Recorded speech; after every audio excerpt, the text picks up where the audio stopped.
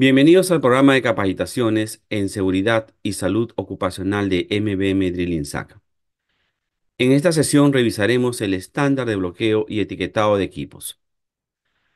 Para asegurar el mejor desempeño, todas las máquinas y equipos necesitan de un mantenimiento programado o el mantenimiento denominado mantenimiento preventivo. Sin embargo, debemos conocer que existen riesgos y peligros asociados por la existencia de energías peligrosas dentro de las máquinas, las cuales deberán ser controladas para evitar accidentes que lamentar. Todas las energías peligrosas deben ser anticipadas y controladas antes de iniciar cualquier mantenimiento. Por ello, es muy importante conocer el procedimiento de bloqueo y etiquetado de equipos, para así poder impedir que un equipo, un sistema o un subsistema se active introspectivamente. ¿Y por qué puede pasar un accidente si la máquina está apagada? Pues cuando una persona o un trabajador está operando una máquina que supuestamente está apagada, hay el riesgo de quedar atrapado o de sufrir algunas descargas eléctricas. Hay muchos, pero muchos accidentes por atrapamiento de manos, que son los más comunes, o accidentes por causa de energía hidráulica, por presiones, o accidentes por energía eléctrica, y muchos casos más. El aplicar correctamente el procedimiento de bloqueo y etiquetado es vital para poder prevenir accidentes por la activación de esas energías que no controlamos, que están dentro de los equipos y de los sistemas. En el día a día, vamos a ver que muchos trabajadores van a asumir un conflicto interno, los que están por parte de la producción y los que están por parte de seguridad y salud ocupacional, donde muchas veces se va a asumir que este proceso de bloqueo y etiquetado, lejos de ayudar, vamos a sentir que obstaculiza nuestro trabajo, nuestra producción. Pero debemos entender que es este procedimiento el que sirve para mantener a las personas seguras y que tenemos que concientizarnos en que todos los trabajadores tengan claro este procedimiento y el fin por el cual lo estamos haciendo. Existen estadísticas que nos indican que el 20% de las fatalidades ocurridas dentro de un trabajo son ejecutadas por procedimientos inadecuados, especialmente en etapa de bloqueo de fuentes de energía. Hay más estadísticas. Otras estadísticas indican que los lesionados en el trabajo por la exposición de fuentes de energía peligrosa pierden más o menos un promedio de 24 a 30 días para recuperarse después del accidente. No es lo mismo tener un accidente por un uso incorrecto de una herramienta o una escalera o un levantamiento manual de carga versus el estar expuesto a estas energías, porque las consecuencias suelen ser más complicadas e incluso podemos tener consecuencias hasta la propia muerte de las personas. Por ello, el trabajador de mantenimiento o de operación de equipos deberá tener un completo conocimiento del manejo de estas energías peligrosas. Un 80% de los trabajadores que sufrieron accidentes por energía o por causa de energías peligrosas suelen fallar siempre al momento de apagar el equipo eléctrico, antes de dar o iniciar el servicio de mantenimiento. Entendamos que existe una gran diferencia entre apagar una máquina versus cortar toda fuente de energía. Yo puedo apagar la máquina, puedo asumir que ya no va a operar porque efectivamente trato de hacer los controles, no operan, pero siempre hay residuos de energía que puedan ser muy peligrosas y normalmente son las que causan accidentes. El otro 20% de los trabajadores que también sufrieron accidentes sí apagaron las máquinas, pero ¿qué se imaginan? Ellos sufrieron lesiones porque no se bloqueó, no se etiquetó el equipo y como no ejecutaron el procedimiento de bloqueo y etiquetado, es decir, no pusieron su candado, no pusieron su etiqueta, otro trabajador, por desconocimiento en ese momento de que la máquina o el equipo estaba en mantenimiento, o una mala coordinación, o quizás también una mala praxis, de forma accidental prende la máquina y claro, como consecuencia se produce un accidente. Un dato también muy importante. Otra estadística, uno de cada cinco trabajadores que sufrió un accidente sí apagaron la fuente de energía, pero igual también terminaron lesionados. ¿Y esto por qué? Por la presencia de energías residuales que todavía estaban presentes en la máquina porque no lograron disiparlas a tiempo. Energía estática, presión hidráulica, muchos ejemplos más que vamos a desarrollar en este presente estándar. Por eso, las estadísticas son muy importantes. Nos dan datos, nos dan referencias y nos dan alertas para poder actuar. Y por ello, en MBM Drilling SAC nos tomamos muy en serio la seguridad y la salud ocupacional de todos nuestros trabajadores, ya que consideramos siempre que todo accidente se puede evitar. Y por ello esa es la importancia de comunicar este estándar. Dicho ello, repasemos este estándar juntos y sin mayor preámbulo, comencemos. El objetivo que buscamos alcanzar con la revisión de este estándar es definir y estandarizar el uso de bloqueos y etiquetas como una herramienta o como parte de la herramienta preventiva al momento de hacer los mantenimientos, para así lograr el control de todas las fuentes de los distintos tipos de energías y prevenir los riesgos operacionales causados por las personas que pueden energizar equipos, sistemas, instalaciones, circuitos o procesos en forma accidental o quizás errónea, mientras que otras personas estén interviniendo el equipo en ese instante. Alcance. Este alcance va a todas las actividades que involucren la exposición y o el contacto con energías peligrosas durante el desarrollo de los trabajos o intervención de equipos, sistemas o procesos dentro o fuera de las unidades mineras y o proyectos ejecutados por trabajadores de MBM Drilling SAC. Antes de revisar el estándar, repasemos las principales definiciones y abreviaturas asociadas a este estándar. Fuente de energía peligrosa. Una fuente de energía peligrosa es toda energía que tiene la capacidad de hacer un trabajo y un potencial de causar lesiones serias, así también como de carácter mortal. Las más usadas o las más comunes son las energías eléctricas, mecánicas, hidráulicas, neumáticas, químicas y térmicas. A continuación revisaremos las definiciones de las diferentes o los diferentes tipos de energías peligrosas. Ejemplo, energía eléctrica. Esta quizás es la energía más común que usamos y está presente principalmente en todos los circuitos de fuerza, en los circuitos de control y los circuitos de alumbrado. ¿Cuál es el riesgo asociado a no controlarlas? Es que podríamos sufrir daños por descargas eléctricas. Las energías mecánicas. Estas energías están contenidas en forma de energía cinética o potencial. Esta energía potencial es la energía que queda almacenada y se halla en elementos mecánicos, elementos tensionados, tales como resortes, que guardan cierta tensión, barras deformadas que van a tratar de llegar al momento de soltarlas, volver a la posición original, frenos, etcétera. También se hallan elementos mecánicos. Estoy a una altura y puedo caer por gravedad, por exposición, puedo causarme daño. La energía cinética también es una de ellas, es esta energía que poseen los cuerpos cuando están en movimiento y ante un bloqueo indespectivo, pues existe una fuerza de choque, tales como un volante en rotación, partes mecánicas en funcionamiento, etcétera. Miles de ejemplos. El no controlarlas podría causarnos daños, los más comunes son por atrapamiento. Energía hidráulica. Está presente en los circuitos, cañerías presurizadas con fluidos incompresibles para transmisiones en movimiento a pistones u otros dispositivos mecánicos.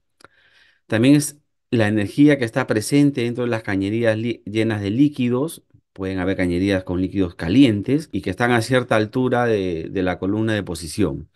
El no controlarlas podría causarnos daños por contactos de aceites calientes, presiones, fluidos calientes que podrían causarnos daños.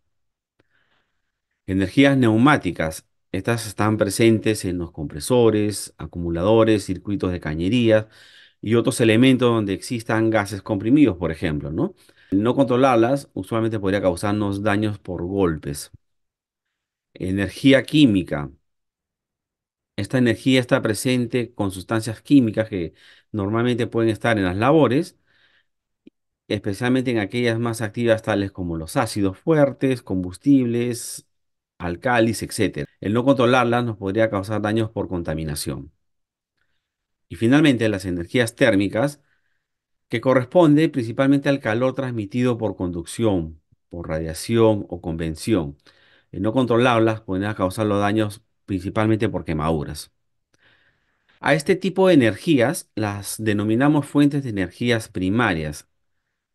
Cualquier fuente de energía que no lográramos controlar en un equipo, o una maquinaria, o un sistema bajo la intervención por razones de reparaciones, mantenimientos, que tiene el potencial de peligro para causar lesiones a las personas, o daños a los equipos, o daños a los sistemas, debido a que a la puesta en marcha imprevista de estos equipos o maquinarias va a generar una liberación de esta energía almacenada en cualquier tipo de energía cinética, por presión, etcétera. Por eso es importante entender que aún apagando los equipos, aún siempre va a quedar una energía residual, una energía remanente, como por ejemplo, si yo estoy cortando una presión hidráulica de una manguera, siempre me puede quedar una presión residual que puede tener tanta capacidad de daño como la originada por la fuente primaria.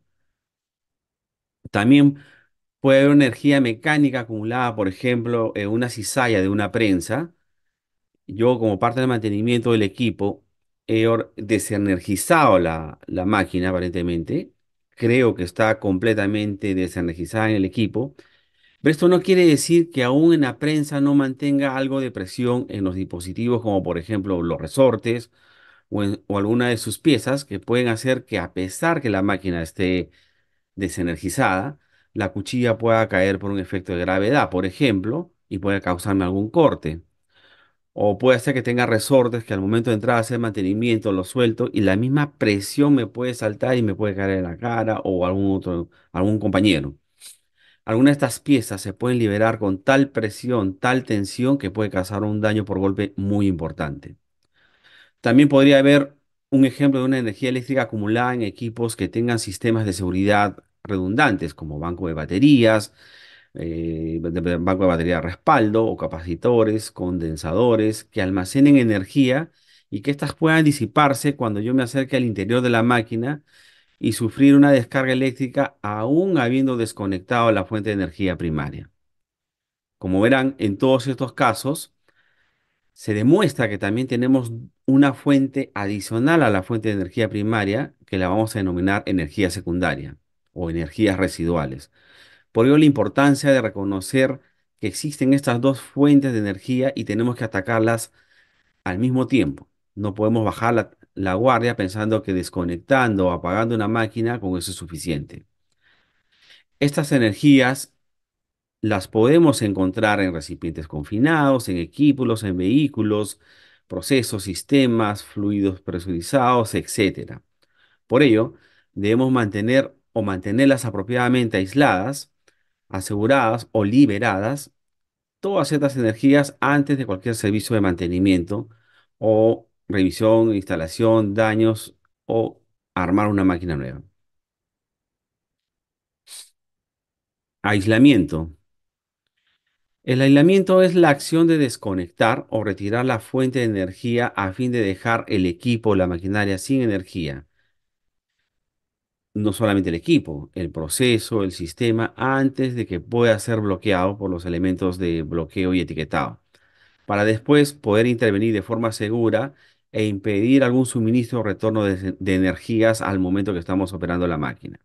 Muchos accidentes en trabajos ocurren porque el trabajador que normalmente se va a involucrarse en un mantenimiento suele o piensa conocer muy bien el tema de bloqueos y etiquetados, concepto que lo va a tener muy enfocado y es colocar un candado, una etiqueta, una tarjeta, pero esta acción no va a ser siempre suficiente, porque debemos saber que lo más importante durante un trabajo con energías peligrosas No solo es bloquear para que nadie entre, sino aislar toda energía residual que aún se mantenga. Energía cero. Este concepto está relacionado ya al estado verificable de que en el equipo, en el proceso o sistema o subsistema no existe ningún tipo de energía o fuente de energía, ya sea primaria o sea secundaria, que se ha descargado toda energía residual y que se han establecido las acciones correctas de bloqueo y etiquetado necesarias para que no vuelvan a ser activadas durante el proceso de intervención, de mantenimiento o de instalación de equipos. El bloqueo y etiquetado lo que busca siempre es proteger a todos los trabajadores de un arranque introspectivo de la maquinaria o una liberación de energía de modo inesperado, de modo no planificado, y que podría llegar a lastimar a un trabajador durante las tareas de mantenimiento.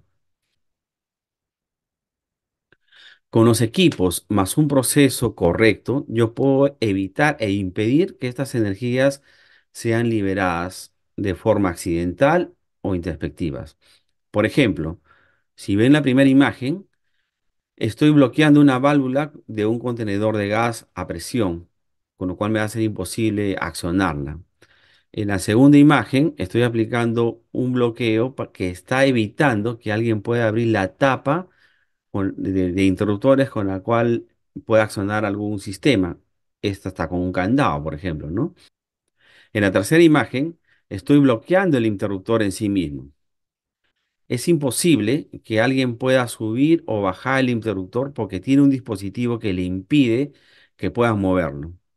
Y en la última imagen se observa que se está bloqueando una línea de algún fluido de una llave de rueda que está completamente cerrada y esta no va a poder ser girada mientras no se abre la tapa y se libere el candado.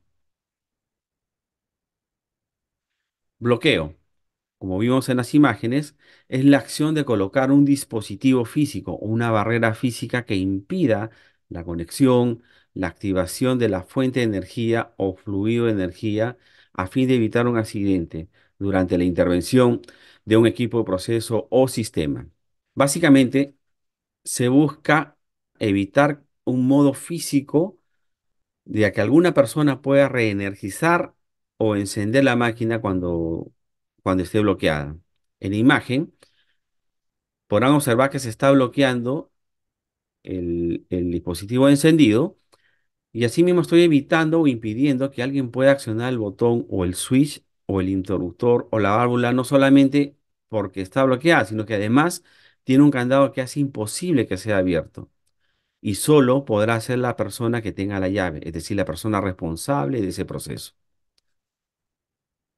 Etiquetado.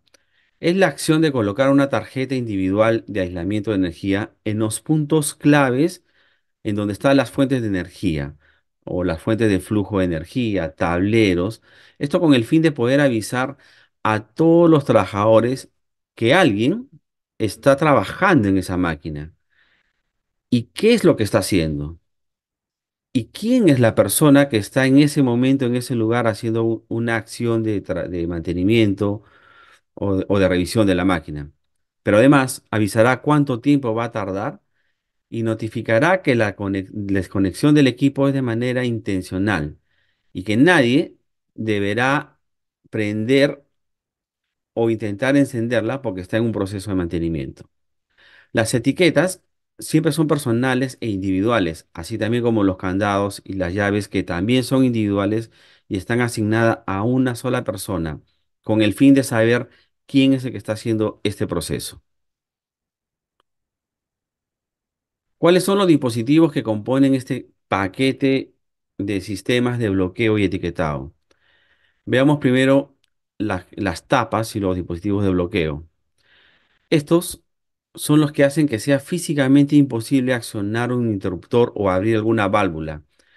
¿Y qué hacen? Hacen que en sí mismo se bloquee el componente que queremos que se evite o que evite energizar el sistema o la máquina, o darle presión a las tuberías o permitir el paso de algún fluido dentro de la red que tenemos habilitada.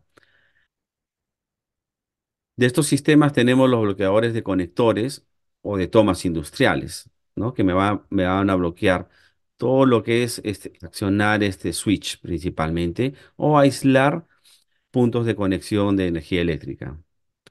Los bloqueadores de cilindro que van a impedir que pueda girar la perilla para habilitar la presión de estos gases. O los bloqueadores de válvulas que tienen función similar y tenemos de muchos tipos. Tarjetas de bloqueo. Estas tarjetas sirven para identificar cuál es el motivo, como habíamos revisado hace un rato, cuál es el motivo del bloqueo e identificar quién es el usuario que está haciendo el bloqueo o las tareas de mantenimiento o de operación per se. Estas tarjetas son individuales y tienen que ser visibles, tienen que ser de un material que sea resistente al entorno en donde está operando la máquina y en el cual va a ser colocada. Vale, si estamos en un ambiente húmedo, tiene que ser resistente a la humedad, no va a ser de cartón, tiene que ser de plástico, por ejemplo, ¿no? Los candados de bloqueo. Estos candados tienen que ser ligeros y deben cumplir los requisitos o las normas OSHA y que deben ofrecer además una resistencia superior a las temperaturas o sustancias químicas o a la corrosión en la cual van a estar trabajando. Estos dispositivos evitan la apertura de tapas, son personales, son individuales y están asignados para cada trabajador y para cada tarea, dependiendo de la especialidad con la que cuenten. Estos candados tienen llaves o algunos tienen algunos códigos, pero lo más importante, el candado me puede permitir saber qué usuario ha colocado el candado en una determinada zona. Existe un código de colores para la asignación de la especialidad del trabajador al cual se le ha asignado el candado y se le va a asignar una tarea. Por ejemplo, el candado color rojo está asignado para para la especialidad de electricistas. El verde para los instrumentalistas, es decir, usualmente se usa para el bloqueo por trabajos de energía eléctrica o energía cinética. Los azules estarán asignados para las tareas mecánicas o para los mecánicos. El anaranjado para los operadores y el color amarillo está asignado para las reparaciones o mostrar que el equipo está fuera en uso, es decir, que está en un proceso formal de mantenimiento o de reforma, o también se puede usar para bloqueos de duraciones extensas. Pinzas de bloqueo. Este es un dispositivo de bloqueo grupal, es decir, se usa cuando se tiene que colocar una tapa o bloquear algún acceso por más de un usuario. Es decir, van a intervenir varias especialidades y cada especialidad en esta pinza va a poner su candado o su etiqueta. Cuando hay trabajos colectivos, lo que hago es colocar este portacandados en un punto o esta pinza y en cada una de sus ojales se tiene que colocar los candados y las etiquetas de todas las personas y especialidades que están interviniendo en la máquina y que están haciendo un trabajo y que no dependo solo de una persona para poder aperturar de nuevo la máquina, sino que deben haber más personas que van a empezar a sacar el candado hasta el último para que recién podamos encender. Pero si, ¿qué pasa si solamente coloco un solo candado y hay 5 especialidades involucradas en este mantenimiento? Pues la persona que puso el candado cuando se retire sacará su candado y vamos a generar un riesgo porque todavía hay personas presentes en la máquina ejecutando una labor y podemos causar un accidente grave. También existe otro tipo de bloqueo adicionales a los que hemos revisado, que son básicamente barreras de restricción de acceso, como conos, cadenas, cintas, que lo que hace es que nos restringe el paso a una zona en donde vamos a operar una máquina y vamos a hacer algún mantenimiento, y lo cual indica que debemos estar prohibiendo el paso o acercarse a la zona donde vamos a estar trabajando. Bien, ahora sí, repasemos el procedimiento de bloqueo y etiquetado per se. Como primera observación, es entender que este formato del estándar de bloqueo y etiquetado está regido según el anexo número 9 del Decreto Supremo 024 del 2016 del Ministerio de Energía y Minas, así como su modificatoria del Decreto Supremo 023 del 2017 en la página 555, que establece las normas mínimas para la prevención de los riesgos laborales en todas actividades mineras. Segundo, también entender que este procedimiento ha adoptado todas las normas OSHA para poder controlar los procedimientos de bloqueo y etiquetado. En esta norma, los puntos claves que sugiere son: primero, que los dispositivos de bloqueo deben ser identificables. Dos, los dispositivos de bloqueo deben utilizarse únicamente para controlar la energía. Y finalmente, los dispositivos deberán cumplir los siguientes requisitos. Tienen que ser duraderos, es decir, que deben ser capaces de soportar el entorno al cual están expuestos durante el tiempo máximo de exposición esperada para la acción que están dando, es decir, un mantenimiento preventivo o una operación per se. Estandarizados. Como comentábamos, deben seguir los estándares dentro de las instalaciones, ya que ya esto ya sea por color, forma y tamaño. Resistentes. Deben ser lo suficientemente resistentes a la extracción sin el uso de la fuerza excesiva o técnicas poco habituales como alicates u otras herramientas de corte. Asimismo, deberán ser identificables, es decir, los productos se deben mostrar claramente y se pueden observar claramente y leer claramente los mensajes que nos quieren dar. Entendamos un poquito en qué consiste la norma OSHA sobre el control de las fuentes de energía peligrosa. Esta norma, para el control de las energías peligrosas y el uso de candados y etiquetas, consiste en prácticas y procedimientos que originan la adecuada desactivación de la maquinaria o equipos, con el objetivo siempre de evitar salidas de energía peligrosas durante cualquier actividad de revisión y mantenimiento que realicen los trabajadores. Como tercer punto o tercer paso, debemos entender que antes de tener cualquier equipo, debemos bloquear el mismo, y además de conocer los peligros y los riesgos asociados a los tipos de energía. Recordemos claramente que los tipos de energía son las eléctricas, mecánicas, hidráulicas, térmicas, químicas, y hay riesgos asociados a cada una de ellas. Pero ¿qué es un peligro y qué es un riesgo? ¿Es lo mismo? El peligro hace referencia a una fuente, a una situación insegura o un acto inseguro, el cual puede ocasionar un potencial daño. Mientras tanto, el riesgo está orientado más a la posibilidad de que el peligro se materialice, causando así enfermedades o lesiones en los trabajadores. Si bien puede confundirse con el peligro, el riesgo se calcula en base a este.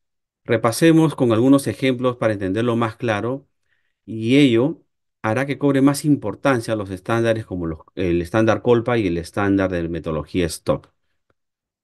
En el primer ejemplo, tenemos un caso de una fuente de peligro. Es decir, tenemos una maquinaria que vamos a hacer un mantenimiento. Se supone que hemos desenergizado la máquina, que le hemos apagado, pero sin embargo, ese es el peligro. ¿Y el riesgo cuál es?